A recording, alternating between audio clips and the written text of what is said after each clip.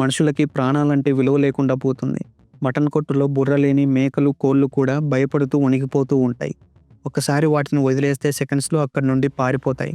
అలాంటిది బుర్రలున్న మన మనుషులు మాత్రం ఏం భయాలు లేకుండా ఎక్కడికి పడితే అక్కడికి వెళ్ళి కారణం లేని చావులు చస్తున్నాం. జస్ట్ నిన్ననే ఒక ఇన్సిడెంట్ జరిగింది. తమిళనాడులో హీరో విజయ్ తన కొత్త పొలిటికల్ పార్టీ ర్యాలీ కొరూర్ అనే ఊర్లో చేశాడు. ఎప్పుడో మధ్యాహ్నం 12కి స్టార్ట్ అవ్వాల్సిన ప్రోగ్రాం నైట్ 7కి స్టార్ట్ అయింది. కొన్ని వేల మంది తన ఫేవరెట్ హీరో చూడడానికి వచ్చారు. 7:30కి విజయ్ అక్కడికి రీచ్ అయ్యాడు. 7:35కి తొక్కిసలాట జరిగింది. ఇప్పటి వరకు 40 మందిని చనిపోయారు. ఇంకా 50 మందికి పైగా తీవ్ర గాయాలతో హాస్పిటల్ బెడ్స్ మీద ఉన్నారు. ఈ చచ్చిన వాళ్ళని, గాయపడిన వాళ్ళని చూస్తుంటే నాకు బాధ కంటే కోపం ఎక్కువ వస్తుంది. అసలు దేనికోసం వాళ్ళ ప్రాణాలని అంత రిస్క్లో పెట్టారు? ఎందుకు అంతమంది కారణం లేని చావులు చచ్చారు అని ఈ వీడియో చూడండి. ఆ తొక్కిసలాటలో ఒక తండ్రి తన కొడుకుని కోల్పోయాడు. బుర్ర ఉండి బాధ్యతలు గల తండ్రి అయితే జనాలు ఎక్కువ మంది వస్తారు, నువ్వు అక్కడికి వద్దులే అని పిల్లాడికి నచ్చచెప్పి ఇంటి దగ్గరే వదిలి తను ఒక్కడే వెళ్ళి ఆ కష్టం ఏదో తను అనుభవించి జరిగిందంతా కొడుక్కి నైట్ ఒక కథలా చెప్పి ఉంటే నైట్ హ్యాపీగా పిల్లాడు నిద్రపోయేవాడు. ముందు జాగ్రత్తలు లేక మనం నష్టపోయి ఇంకొకరిని బ్లేమ్ చేస్తే ఏమొస్తుంది? కొందరు విజయ్ లేట్ వచ్చాడు, దానివల్ల ఈ తొక్కిసలాట జరిగింది అంటారు. ఇంకొందరు సీఎం స్టాలిన్ కావాలనే పోలీస్ ప్రొటెక్షన్ తక్కువ ఇచ్చాడు అని అంటారు. ఇంకొందరు పోలీసుల వైఫల్యం అంటారు. బట్ ఫస్ట్ మన ప్రాణాలకి మనం విలువ ఇచ్చుకోవాలి కదా. మనం ప్రాణాలని తీసుకెళ్ళి ఇంకొకటి చేతుల్లో పెట్టడం ఎందుకు? అక్కడ రిస్క్ ఉంటుందనే ఆలోచన కూడా రాదా మన బుర్రలకి? ఇలా ఒక్క పిల్లాడు కాదు, 10 మంది పిల్లలు చనిపోయారు, 17 మంది ఆడవాళ్ళు చనిపోయారు. అసలే మన దేశంలో జనాభా ఎక్కువ, రోడ్లు ఏమో విశాలంగా ఉండవు. ఇలాంటి సిచ్యువేషన్లో చిన్నపిల్లలు, ఆడవాళ్ళు ఆ హెవీ క్రౌడ్లో నలిగిపోయి ఊపిరాడక గుండెలు ఆగిపోతాయి. అసలు ఇంత కష్టం ఎందుకు పడాలి? ఆ జరిగే రోడ్ షో ఏదో లైవ్లో బొచ్చడు ఛానల్స్లో వస్తుంది.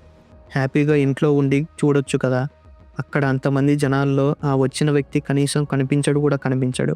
అక్కడికి వెళ్ళి ప్రాణాలని రిస్క్లో పెట్టడం ఏం కర్మ అసలు? అభిమానం, ఇష్టం ఉండొచ్చు. నాకు ఫేవరెట్ యాక్టర్స్ ఉన్నారు, పొలిటీషియన్స్ ఉన్నారు. మన ఇష్టాలు మనల్ని బ్రతికించేలా ఉండాలి, అంతేగాని మనల్ని, మన జీవితాలని నాశనం చేయకూడదు. ఈ వీడియో చూడండి. మొన్న జరిగిన OG movie pre release event. అసలు ఏమనాలి ఇలాంటి వాళ్ళని?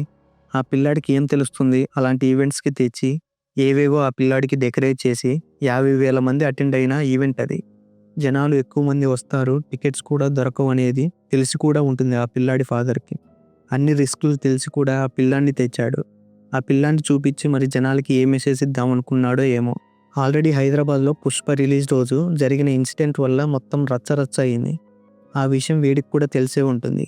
అయినా ఏం పట్టనట్లు పసిపిల్లాన్ని ఇలాంటి ఈవెంట్కి తెస్తున్నారు. పోలీసులు ఆడెవడో కనుక్కొని గువ్వ పగిలేలా కొట్టాలి. అప్పుడు కానీ ఈ ఎడ్డి బుర్రల్లో బల్బు ఎలగదు. ఇది ఫ్యానిజం అని తెగ ఎలివేషన్స్ ఇస్తున్నారు. ఇది ఒక రోగం రా నాయన. నా మాటలు కొంచెం హార్ష్గా అనిపించవచ్చు, బట్ నా బాధ ఏంటంటే ఎవరి కోసమో మీ జీవితాలని రిస్క్లో పెట్టి పోలీసులు కాపాడుతారులే, ఏం కాదులే అని అజాగ్రత్తతో మీ లైఫ్స్, మీ ఫ్యామిలీ లైఫ్స్కి మీరే నష్టం చేసుకోకండి. సో ఇలాంటి ఫంక్షన్స్కి, రోడ్ షోలకి వెళ్ళే ముందు 1కి 10 సార్లు ఆలోచించండి. ఇప్పుడు మనం అక్కడికి వెళ్ళడం అంత అవసరమా అని. అబ్బో ఇంకా మనం అక్కడ లేకపోతే కొంపలు మునిగిపోతాయి అనుకుంటే మీరే వెళ్ళండి. అంతేకాని మీ వెంట మీ వైఫ్స్ని, మీ పిల్లల్ని తీసుకెళ్ళి మీ లైఫ్తో పాటు వాళ్ళ లైఫ్స్ని రిస్క్లో పెట్టకండి. నా మాటలు మిమ్మల్ని హర్ట్ చేసుంటే, ఏమైనా తప్పుగా మాట్లాడి ఉంటే క్షమించండి. Thanks for watching. Good bye.